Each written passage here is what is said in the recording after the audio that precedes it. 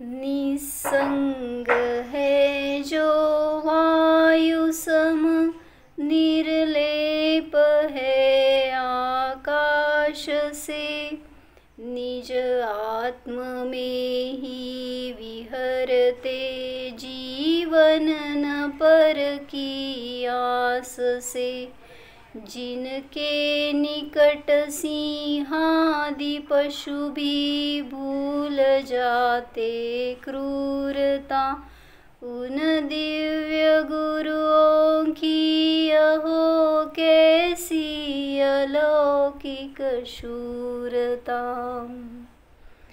जय बोलो परम पूज्य वीर सागर मुनि महाराज की जय।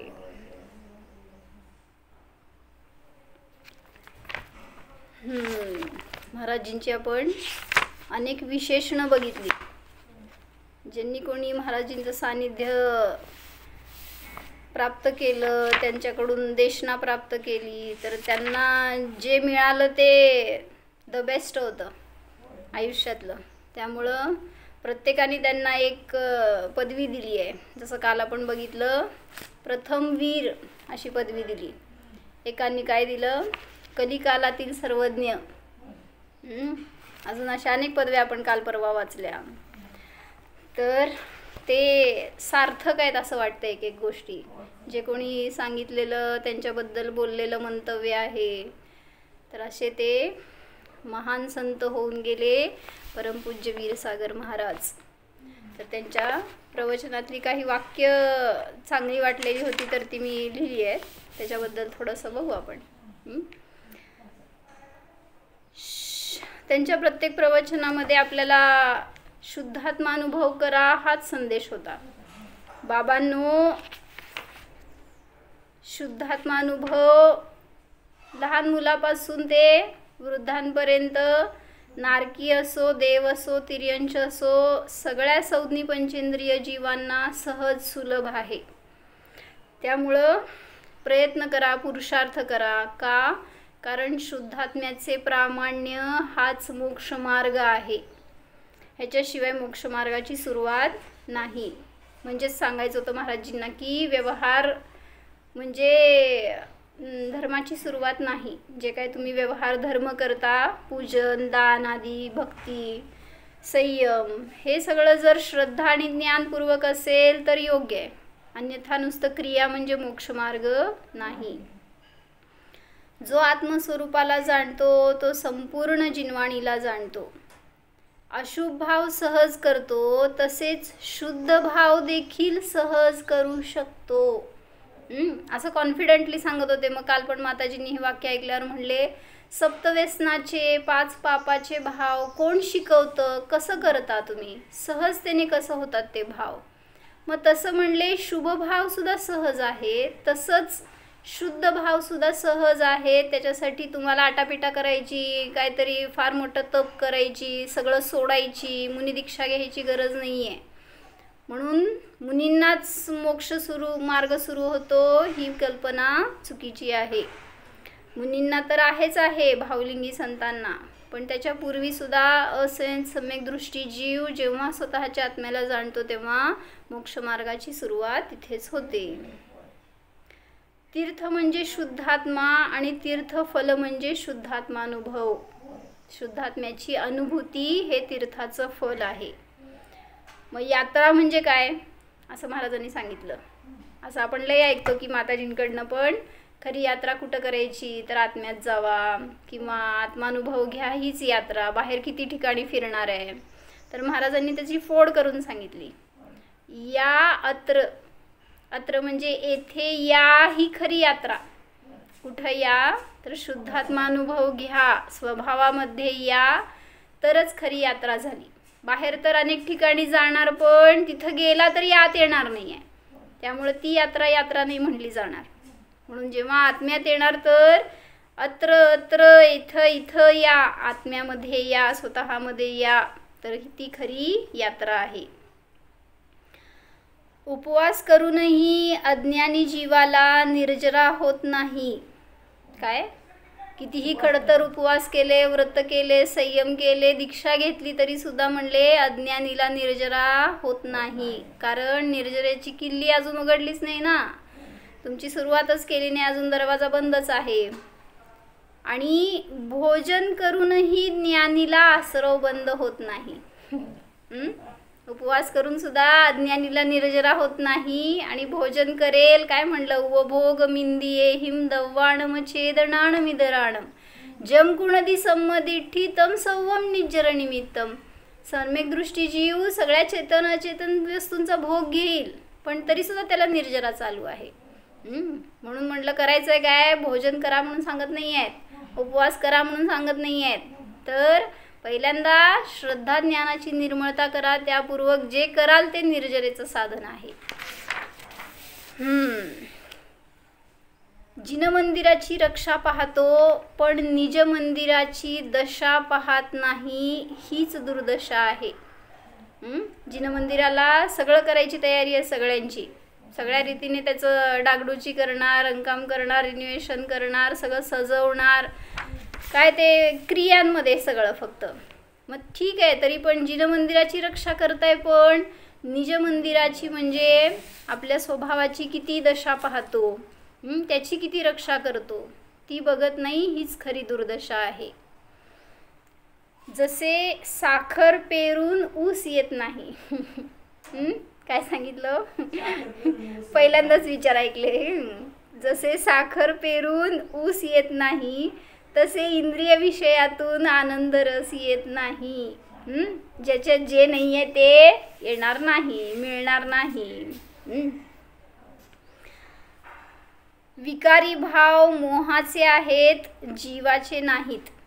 जे काही विकारी भाव करतात ते माझे आहेत असं वाटतंय तर सांगताय, त्यापासून विरक्ती करण्यासाठी ते म्हणजे जीवाचं स्वरूप नाही आहे. जिथं मोह आहे तिथं विकारी भाव आहेत. विकारी भाव माझे नाही तर जडाचे आहेत, पुद्गलाचे आहेत. जीव तर त्यापासून भिन्न आहे, याचा अनुभव करा. संसार वाढत आहे, मोह वाढत आहे, आसक्ती वाढत आहे, पण धर्म वाढत नाही. सावधान. काय काय वाढलं, संसार वाढला, मोह वाढला, आसक्ती वाढली, भोग वाढले, रागद्वेष वाढले, सगळे विकारी भाव वाढले, पण धर्म किती वाढला असं बघतो का. म्हणून सांगतायत सावधान व्हा. आणि पहिल्यांदा स्वाध्याय ध्यान करा, स्वतःचा निर्णय करा, आत्म्याचा अनुभव घ्या. जसं व्यसनी असतो तर त्यांनी एकदा नुसतं जरी टेस्ट बघितली त्या दारूची तर चटक लागते त्याला, म्हणले शिकवावं लागत नाही मग परत परत पी म्हणून. तसं म्हणले एकदा अनुभव घ्या, तो स्वाद घ्या तर चटक लागणार तुम्हाला आत्मानुभवाची, आणि त्यातून तुम्ही सावध होणारच. ठीक आहे. सोलापूरचे नारकरजी होते, जे महाराजांच्या सहवासात होते आणि त्यांना खूप महाराजांबद्दल आदर, खूप ते गुरुत्वाची एक भावना त्यांच्याविषयी, महाराजांविषयी समर्पणाचे भाव असं फार होतं त्यांचं. तर त्यांनी जे काही लिहिलं आहे त्याच्याबद्दल आपण थोडंसं वाचू. पहिला परिचय सगळा दिलाय महाराजींचा, की मूळचे गाव कुठलं, त्यांच्या अकलूजचे होते. पूर्वाश्रमीचं नाव चंद्रकांत दोशी, MBBS होते. वडील गुलाबचंद खेमचंद दोशी, व्यवसाय शेती व किराणा दुकान. यांना भारतीय 16 भाषा अवगत होत्या. गुलाबचंद दोशी यांच्या अकलूज येथील समाधी मरणाच्या वेळी श्री परमपूज्य वीरसागर महाराजजी स्वतः उपस्थित राहून निजशुद्धात्म्याचा बोध देऊन सुंदर समाधी मरण साधविले. मातोश्री श्रीमती चंचलाबाई गुलाबचंद दोशी. विवाह 67 साली झाला विधिपूर्वक. पत्नीचे नाव अनघा चंद्रकांत दोशी. दीक्षेनंतर त्यांचे नाव चंद्रमती माताजी असे होते. धर्मशिक्षण, दांभिक धर्माबाबत स्पष्ट बोलण्याची लहान वयापासूनच सवय होती. अर्थात हा धर्मजागृतीचा पूर्वजन्मीचा संस्कारच असणार. 1955 मध्ये शांतीसागर महाराज यांचे सल्लेखनेच्या दर्शनाच्या वेळी अवघ्या 15व्या वर्षी धर्मजिज्ञासेबाबतचे उत्कृष्ट व तीव्र भाव जागृत झाले. म्हणजे वीरसागर महाराजींना धर्मजिज्ञासा जागृत झाली तेव्हा वय वर्ष होते फक्त 15. याच काळात समेत शिखरजीची यात्रा संपन्न झाली. या यात्रेच्या वेळी बनारस येथे फट्या महादेव म्हणजे पूर्वाचार्य समंतभद्र यांच्या देवागम स्तोत्राने भंग पावलेली महादेवाची पिंड समक्ष पाहून हर्षभरीत उत्साही आनंदित झाले होते. 1967 साली परभणी येथे गृहस्थाश्रमास प्रारंभ झाल्यानंतर सर्व तऱ्हेने असंख्य धर्मग्रंथ खरेदी करून त्याचे सखोल वाचन व चिंतन करण्याचा सपाटा लावला. तर्क अनुमान युक्तीसह विचार मंथन करून चिंतन सुरू झाले. यामध्ये 4ही अनुयोग ग्रंथाचे वाचन होते. विशेषत्वाने न्याय ग्रंथावरून अध्यात्मज्ञानाची जागृती व त्यावर पकड होती. ज्ञान निर्णयास जो काटेकोरपणा व अकाट्यपणा येतो तो न्याय पद्धतीमुळे येतो, म्हणून यावर खास भर असे. या वाचनामध्ये पत्नी सौ अनघा व सन्मित्र श्री लालचंद हरिश्चंद्र मानवत यांचा सहभाग असे. कुठं? परभणीला होते त्यावेळेस तिथं ते सगळे चर्चा करायचे, स्वाध्याय करायचे आणि त्यातून त्यांना रस वाढत गेला आणि अध्यात्माकडे झुकले. म्हणजे MBBS डॉक्टरचं लाईफ आज बघितलं आहे आम्ही कसं असतंय. म्हणजे काय म्हणायचं, ते दिवस रात्र एक तर ते शिक्षणामध्ये असताना त्या पुस्तकाचा खिडा बनवून राहावं लागतं. ते झालं की प्रॅक्टिस करा म्हणजे दिवस रात्र त्या हॉस्पिटलमध्ये, आणि त्याच्यानंतर जेव्हा स्वतःचं सुरू झालं तर एंट्रन्सशिप झाली आणि स्वतःचं जर लाईफ सुरू झालं तर कुठं धर्माला वेळच मिळत नाही, कुठं तिथं आत्मा दिसणार आहे का काय. म्हणजे अशातून महाराजांनी पुरुषार्थ केला आहे. म्हणजे आणि खरोखर असं एका ठिकाणी म्हणलं एकांनी की डॉक्टरांना खरं वैराग्य होत असतं, व्हायला पाहिजे. कारण त्यांना रोज असे केस दिसतात डोळ्यासमोर, कोणाचा जीव गेला, कोणाला काय हातपाय मोडले, काय त्या शरीराची दशा कशी आहे, सगळी अशुची भावना, नित्य भावना सगळी तिथं शिकण्यासारखी असते. म्हणून आपल्याला वैराग्य होत नसेल तर म्हणते तर हॉस्पिटलला भेट द्या.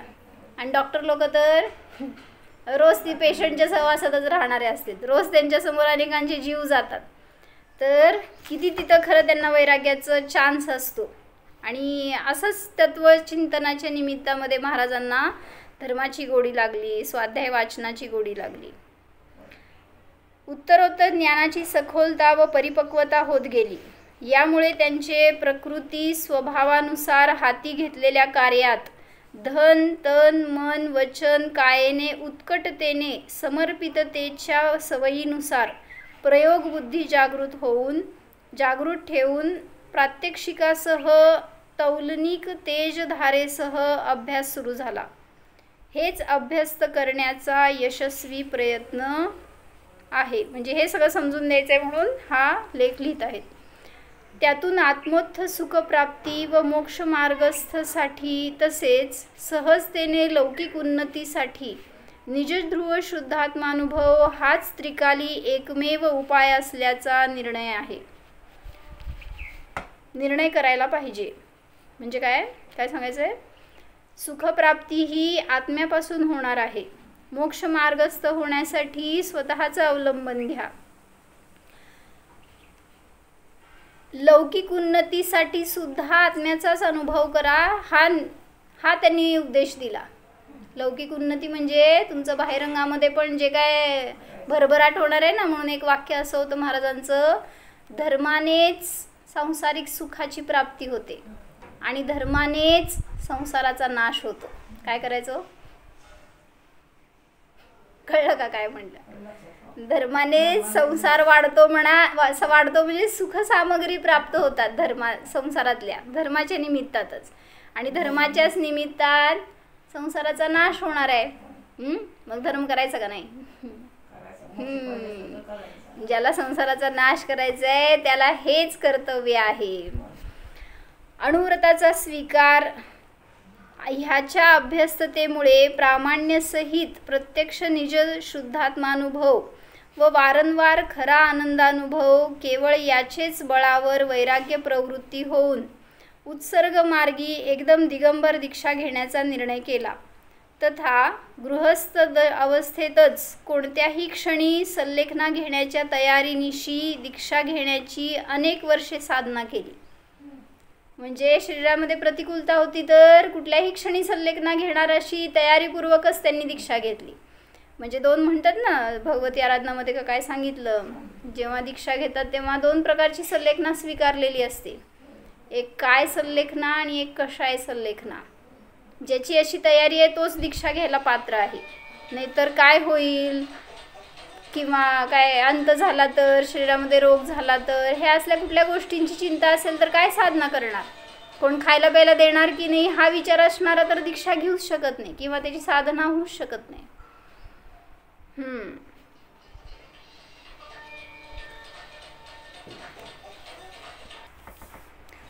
गृहस्थ दशेतच कोणत्याही क्षणी सल्लेखना घेण्याच्या तयारीनिशी दीक्षा घेतली. कुंथलगिरी येथे 1972 मध्ये भगवान बाहुबलींच्या मूर्तीच्या प्रतिष्ठापनेच्या वेळी खरा जैन धर्म या विषयावर मी भाषण देऊ का असे ट्रस्टींना विचारले होते. कुंथलगिरीमध्ये 72 साली भाषण होऊ शकले नाही. या वेळे पावे तो दिगंबर दीक्षा घेण्याचा निर्णय झालेला होता. 72 म्हणजे 75ला दीक्षा झाली, त्याच्या आधी 3 वर्ष. व योग्य गुरूंच्या शोधात राहिले. दीक्षा घेण्याचे कारण काय होते? मी कोण आहे याचा म्हणजेच निजजीवाचा शोध वैद्यकीय शिक्षणात मिळाला नाही. म्हणलं ना की जे काय सायन्स बाहेरचं शिकवत आहे, जे काय तुम्हाला मेडिकल टर्म्स म्हणा, त्यातलं जे काय ॲनाटॉमी फिजिओलॉजी आहे, सगळ्यामधून तुम्हाला शरीर दिसणार आहे, जीव दिसणार नाही आहे. त्यामुळं ते सगळं अध्ययन करत असताना जीवाचा शोध करत होते, बाहेरचं अध्ययन करताना सुद्धा. वैद्यकीय मग त्यातनं मिळाला नाही म्हणून शोधत गेले ना, आणि मग याचा स्वाध्याय झाला म्हणून. बरोबर. दृष्टी शेवटी आम्ही पण शिकलोच की, पण ते काय सगळं त्या शरीरामध्ये, त्या हाडामध्ये, स्नायूमध्ये, ह्याच्यामध्येच अडकत जातो जीव, त्याच्यामध्ये इंटरेस्ट. बरोबर. कोणी ह्याच्यात शरीरात अडकतंय, कोणी शुभात अडकतंय, पुण्यात अडकतंय. निजजीवाचा शोध वैद्यकीय शिक्षणात मिळाला नाही. निजजीवत्वाच्या खऱ्या आत्मोत्थ सुखाचा शोध आगम ग्रंथातून मिळाल्यामुळे आणि त्याची प्राप्ती व अनुभव प्रत्यक्ष मिळत गेल्यामुळे, तसेच बाह्य जगतात खरे सुख नसण्याचे प्रत्ययास आल्यामुळे प्रचूर शुद्धात्म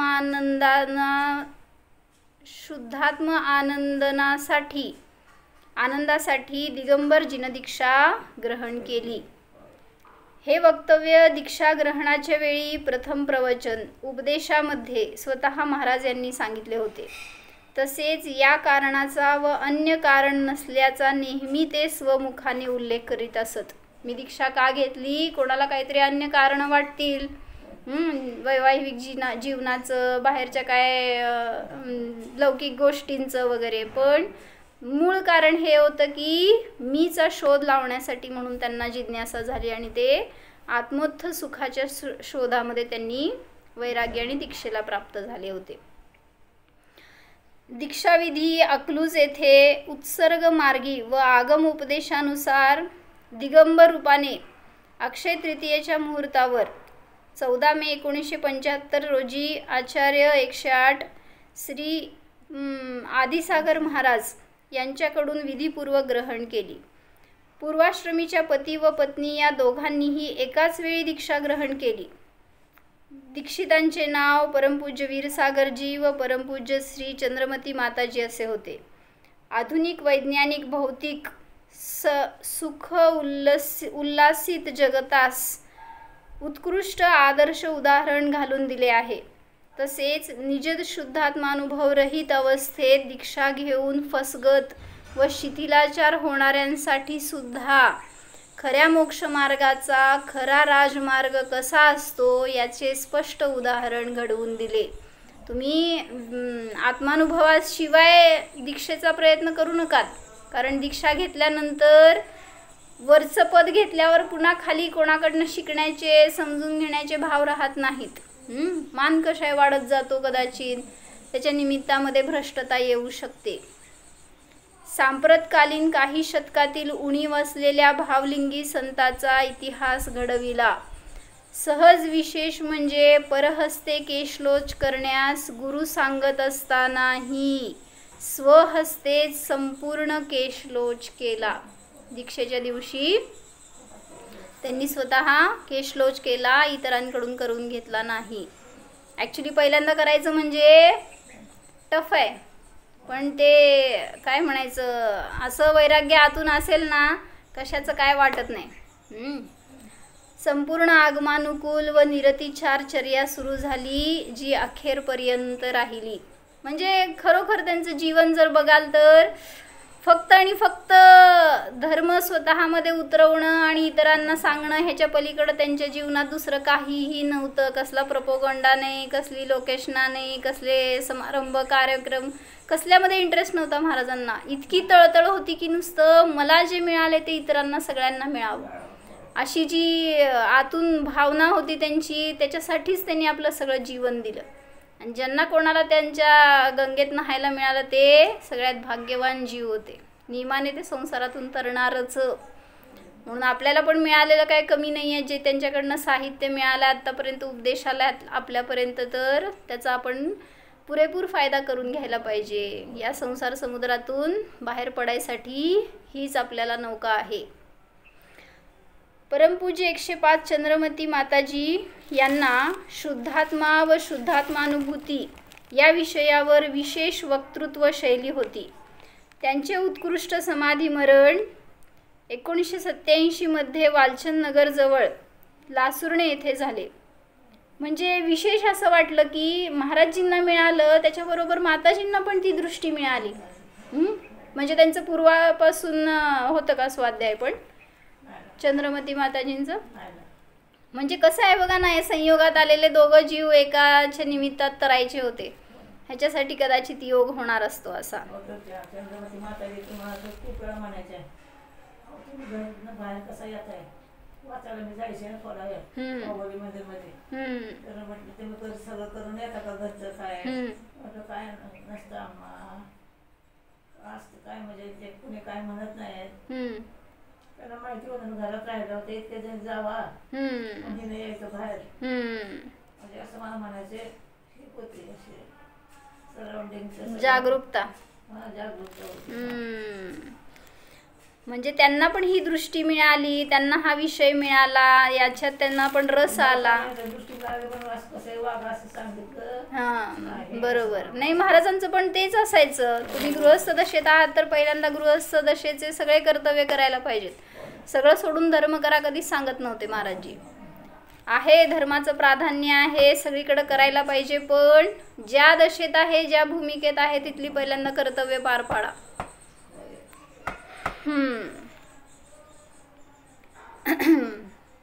नातेपुते येथे 1986 साली अक्षय तृतीयेच्या दिवशी महाराजजींनी नियम संलेखना घेतली. त्यांच्या हस्ते लिहिलेले ग्रंथराज, समयसार यावरील जयसेनाचार्य विरचित संस्कृत टीका, सम्यक दर्शन के निर्णय में शुद्धात्मानुभूति का संबंध, अपर नाम अविरत सम्यक्त्विके शुद्धात्मानुभूति की सप्रमाण सिद्धी, चारही अनुयोगातील अनेक आधारांचे संकलन, सुमारे 100 चार्ट्स, न्यायदीपिका या ग्रंथाचे हिंदीमध्ये अनोखी अद्भुत सुमारे 300 मूळ ग्रंथ संदर्भासह नाना आगमानुकूल युक्तीने सूक्ष्म रीतीने स्वबुद्धीने घटवून अवृत्ती गृहस्थास निज शुद्धात्मानुभूतीची सिद्धी तथा स्वतःच्या शुद्धात्मानुभूतीची सिद्धी परिपूर्णपणे दाखवणारे प्रयोग सांगणारे टीका भाषांतर, समंतभद्र आचार्य प्रणीत युक्त्यानुशासन व त्यावरील आचार्य विद्यानंद यांच्या संस्कृत टीकेचा सरळ मराठी अनुवाद, अपूर्ण अनुवाद असला तरी दुर्मिळ ग्रंथ म्हणून प्रकाशित करण्याचा मानस आहे. म्हणजे युक्त्यानुशासनवरचं पण त्यांचं चिंतन आहे हे सांगायचं आहे. सगळ्या ग्रंथांमधून त्यांनी न्याय दाखवला आहे. न्यायातून आपल्याला ठोसपणा येतो, एक निर्णयाची शक्ती येते, सखोल त्याच्यातून ज्ञान होतं. याच्यासाठी म्हणून न्यायावर जोर होता महाराजांचा. अध्यात्मविहारी 108 वीरसागरजी महाराज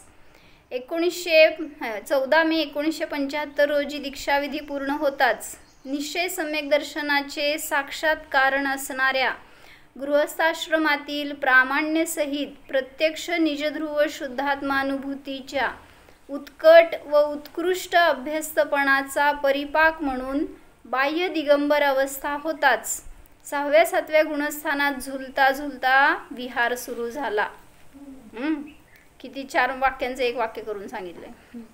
दीक्षाविधी झाली, त्याच्यानंतर निश्चय सम्यक दर्शनाचं प्राप्ती झालेली होती आणि त्यापूर्वक दीक्षाविधी झाली म्हणा. तर पहिल्या 4थ्या गुणस्थानातून 7व्या गुणस्थानात गेले. 5व्या गुणस्थानातून म्हणा, घरामध्ये पण त्यांनी अणुव्रताचं पालन केलं होतं. तर 7व्या गुणस्थानात गेल्यावर 6व्या-7व्या गुणस्थानात झुलण्याचा विहार सुरू झाला. आर्त, रौद्र, धर्म, शुक्ल यापैकी अशुभ, शुभ, शुद्ध कोणतेही ध्यान असो ते अंतर्मुहूर्तापेक्षा अधिक काळ कधीच नसते. हा सिद्धांत लक्षात ठेवण्यास महाराज नेहमी सांगत असत. कोणाच्याही जीवनात असू दे, शुभ भाव असो, अशुभ भाव असो किंवा शुद्ध भाव असो, किती काळ अंतर्मुहूर्तापेक्षा जास्त राहत नाही. म्हणून टेन्शन घ्यायचं नाही हे सांगायचं आहे. तुम्हाला जरी पाप परिणाम झाले तरी सुद्धा अंतर्मुहूर्ताच्या नंतर नियमाने उपयोग बदलतो. त्याच्यामध्ये पुरुषार्थ करा आणि शुभातून शुद्धाकडे जाण्याचा प्रयत्न करा. या शुद्धात्मानुभवाच्या परमानंदाचा व तो गृहस्थाश्रमापासून असल्याचा महिमा या प्रथम प्रवचनातून सांगितला गेला. त्यांना गृहस्थदशेपासूनच परमानंद भोगण्याची कला आणि तसा अभ्यास होता.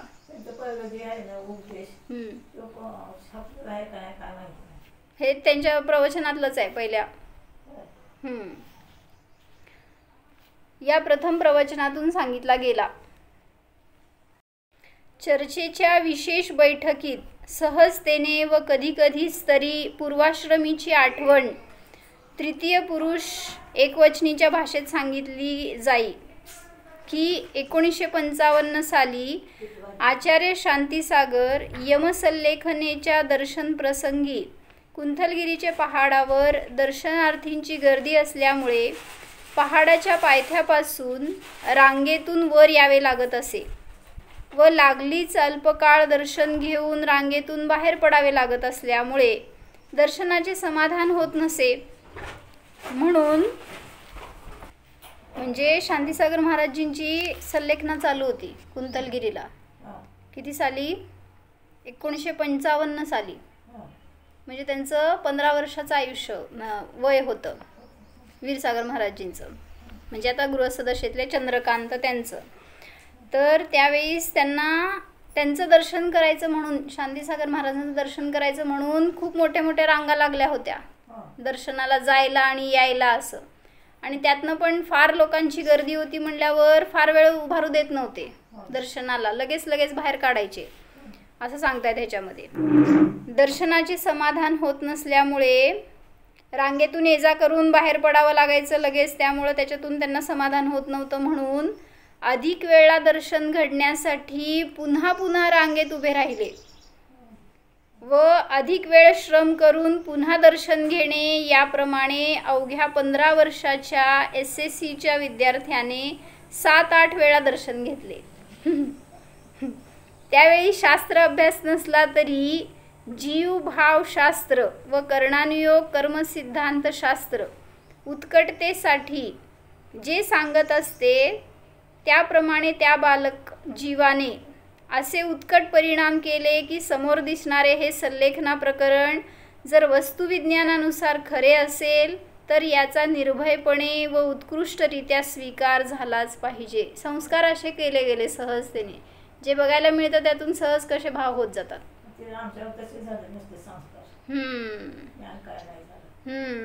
सगळं झालं. ते पण एक स्टेप आहे हो आपल्या जीवनात. असं नाही आहे की ते नको आहे किंवा त्याच्याने काय होत आहे नाही होत आहे असं नाही आहे. म्हणजे त्याच्यातून पण कुठं काय आपल्याला शक्ती मिळते सांगता येत नाही. व्रताचा एक कॉन्फिडन्स येतो, सल्लेखनाचे भाव दृढ होतात. ज्ञानपूर्वक असेल तर सगळ्या क्रियांमध्ये आनंद आहे, आणि ते अज्ञानाने कराल तर कशाचा काय उपयोग नाही. त्याचा हा पुण्यशाली विशुद्ध परिणाम ह्याच आयुष्यातील जीवनात दिव्य उदय होऊन मूळ वस्तुविज्ञानाच्या पकडीतून भेदविज्ञानाने साधणारे होते.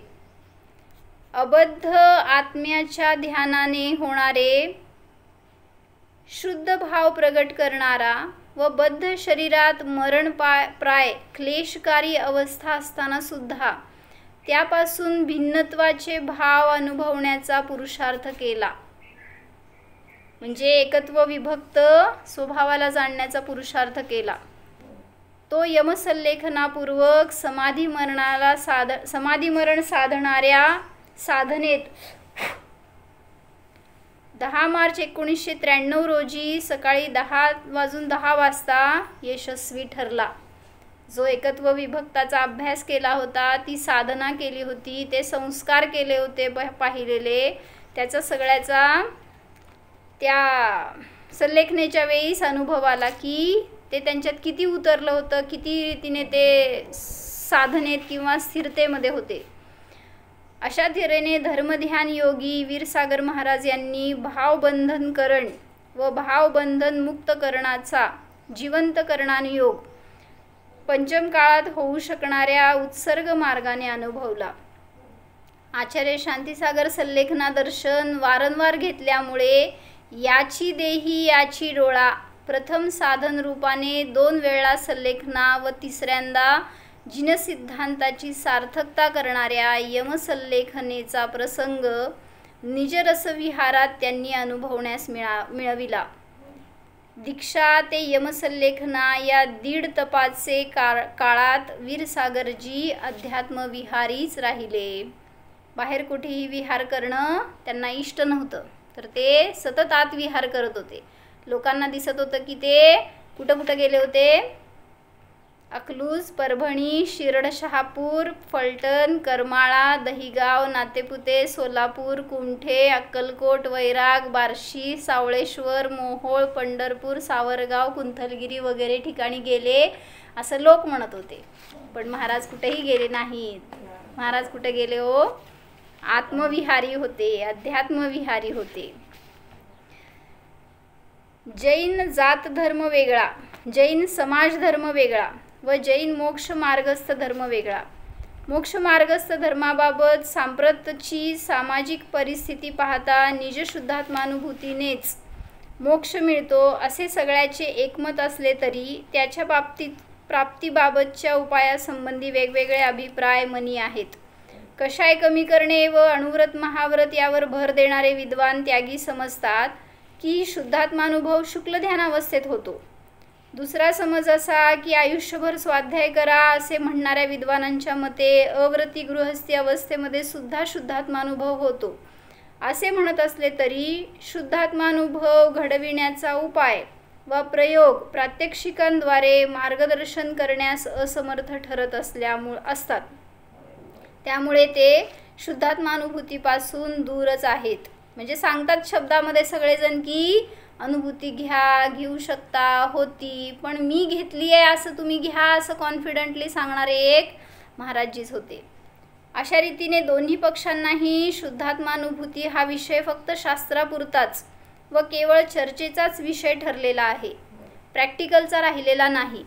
असा मोक्षमार्ग लुप्त होण्याच्या मार्गावर असताना परमपूज्य वीरसागर महाराजजींनी डंका वाजवून कमीत कमी सोयीच्या अवस्थेत सुद्धा म्हणजे अव्रती गृहस्थी सुद्धा निजध्रुव शुद्धात्मानुभव घेऊन मोक्षमार्गस्थ होता येते असे प्रत्यक्ष घोषित केले व जिज्ञासूंना प्रत्यक्ष समोर येण्यास आवाहन केले.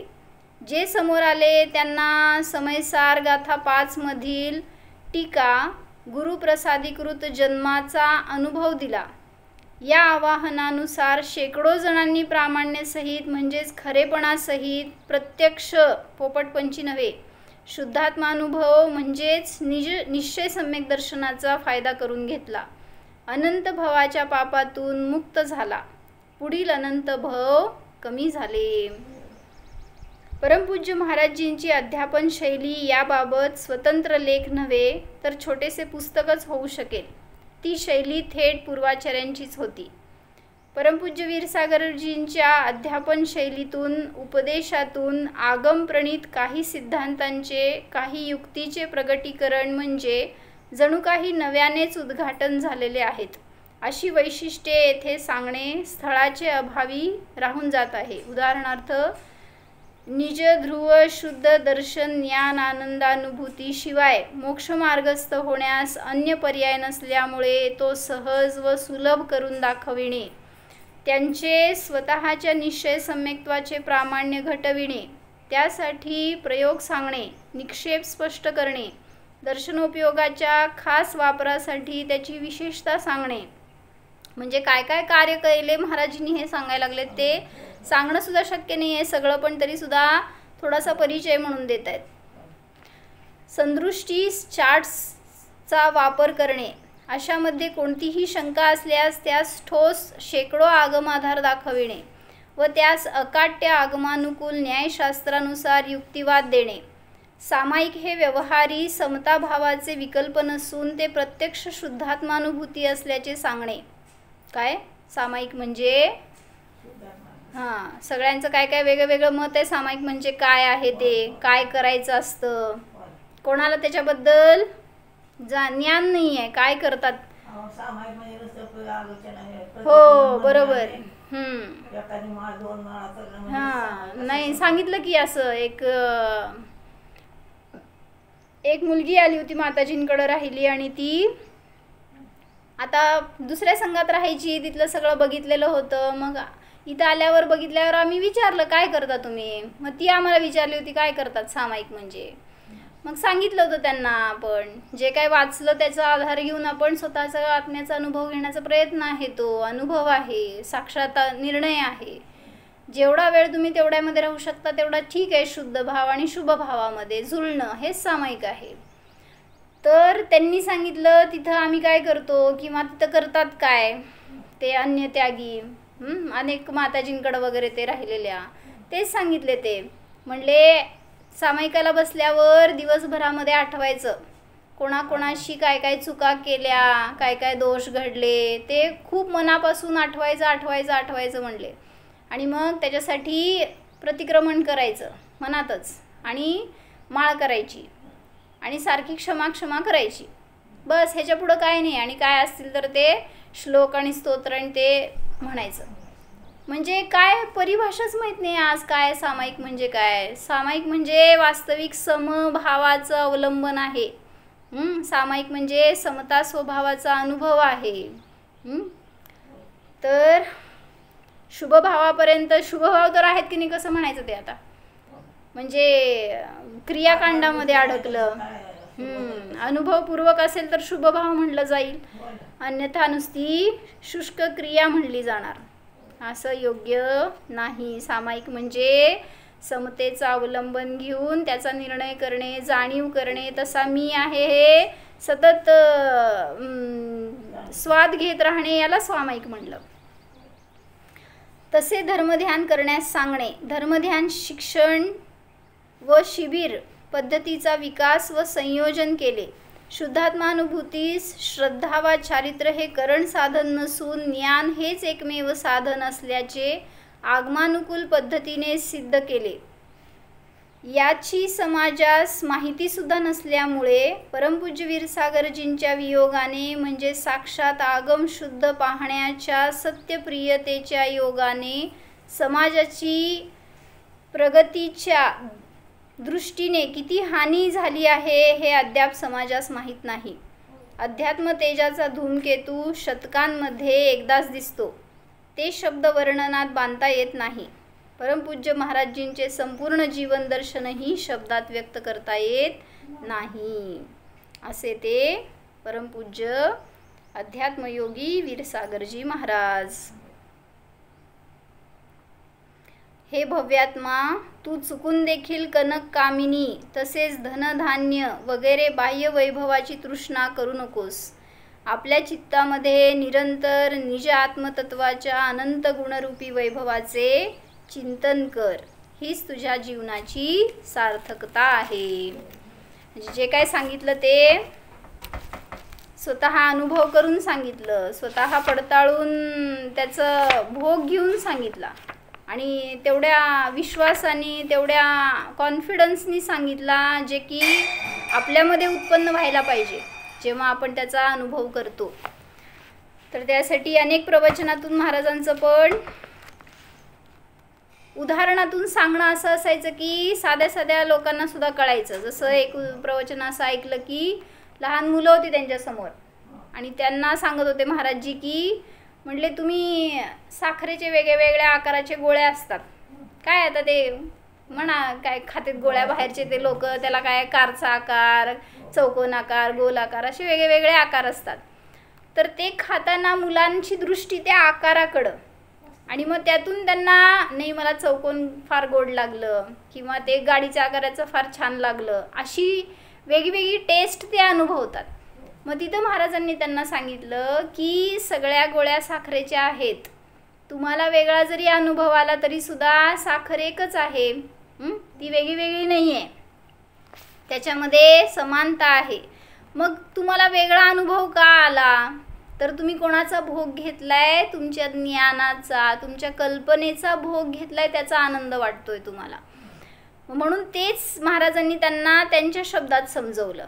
आपण जे काय बाहेरचं खातो, भोगतो, जातो, पाहतो, तर त्याच्यातून मला आनंद येत आहे असं तुम्हाला वाटतंय तर तुम्ही तर काय म्हटले ते जिलेबी खात नाही किंवा जिलेबी आनंदाचं कारण नाही आहे, लाडू आनंदाचं कारण नाही आहे, एखादं दृश्य आनंदाचं कारण नाही आहे, तर त्यामागं ज्ञान आहे, ते ज्ञानच आनंदाचं कारण आहे.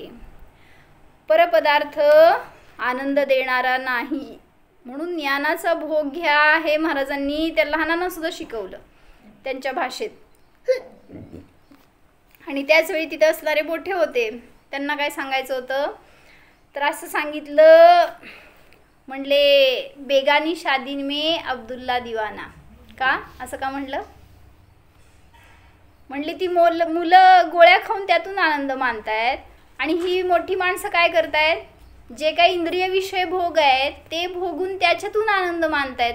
लग्न केलं तर बायकोतून आनंद, मुलं झाली तर त्यांच्यातून आनंद, पैसा मिळाला त्याच्यातून आनंद.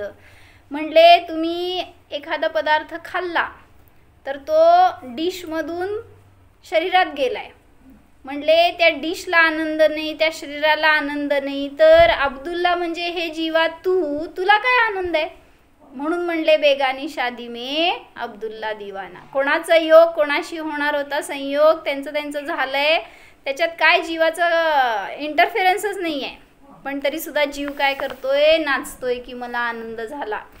म्हणले किती जिलेबी खाल्ल्या म्हणून आनंद येतो, तर तू म्हणले ज्ञानाचा भोग घेतोयस, मग त्या जिलेबीला मी खातोय हे ज्ञान आहे ना, त्या ज्ञानाला मानतोय की हे आनंद देणार आहे. मग असं म्हणले सगळ्या जिलेब्यांचं ज्ञान करून घेतलं आणि समजा तुझ्यासमोर एवढे ठेवले तर ते मला आनंद देणार आहे, हे विचारच तुझ्यासाठी किती सुखदायी असतात. मग म्हणले असं एवढं खायचे विचार केलास तर डायबेटीस होईल तुला असं म्हणले. आणि मग त्यातून महाराजांनी सांगितलं म्हणले केवलींना कॅन्सर नाही, डायबेटीस नाही, हार्ट अटॅक नाही, BP नाही, कुठलं रोग नाही, म्हणले सगळे जिलेबे एका वेळी त्यांच्या ज्ञानात आहेत तरीसुद्धा. म्हणजे ते भोग घेतात ज्ञानाचा, तुम्ही भोग घेताय परवस्तूचा असं वाटतंय तुम्हाला, पण तुम्ही घेऊ शकत नाही. तंबाखू खाऊन कॅन्सर होतो म्हणतात, तर सगळ्या तंबाखूला पण जाणतात केवली भगवान, त्यांना का नाही कॅन्सर होत? तर म्हणले तुझी आसक्ती, तुझे भोगाचे भाव याच्यामुळं तुला कॅन्सर होतोय आणि तू त्या पराचं अवलंबन घ्यायला जातोयस, त्या वस्तूला भोगायला जातोयस म्हणून दुःखी होतोय. पण भगवान काय करतायत, ते जरी ज्ञानात आलं तरी सुद्धा त्याच्यापासून भिन्नतेचा अनुभव करतात. म्हणून सांगतायत की महाराजांचं सांगणं असं होतं, कुत्रा हाड चघळतो आणि ते हाड काय म्हणायचं, डेड झालेलं होतं, त्याच्यामध्ये काहीच नाही आहे, मांसल भाग नाही, कुठलं काय गाभा नाही आहे, तरीसुद्धा तो कुत्रा हाड तोंडात घालतो आणि दाबतो, तर त्याच्या टाळ्यातून रक्त येतं, त्याच्या दातातून रक्त येतं आणि त्याचा तो स्वाद घेतोय आणि वाटतंय काय त्याला, हाडातून येतंय. शाणा आहे का वेडा आहे? वेडा म्हटलं तर आपल्याकडं बघायचं की मी पण काय करतोय, असंच परवस्तूंचा भोग घेतोय आणि वाटतंय की त्या परवस्तूतून मला आनंद येतो, पण आनंद परवस्तूत नाही, मी माझा भोगतो, हे समजून घ्या. ओम. हा मी अशरीरी भगवान आत्मा आहे. हा मी निष्कषाय आहे. व्रतसंयम करणे हा माझा स्वभाव नाहीच. शरीराची क्रिया करणारा मी नाहीच. मी तर मात्र जाणणाराच आहे. न्यायकोहम.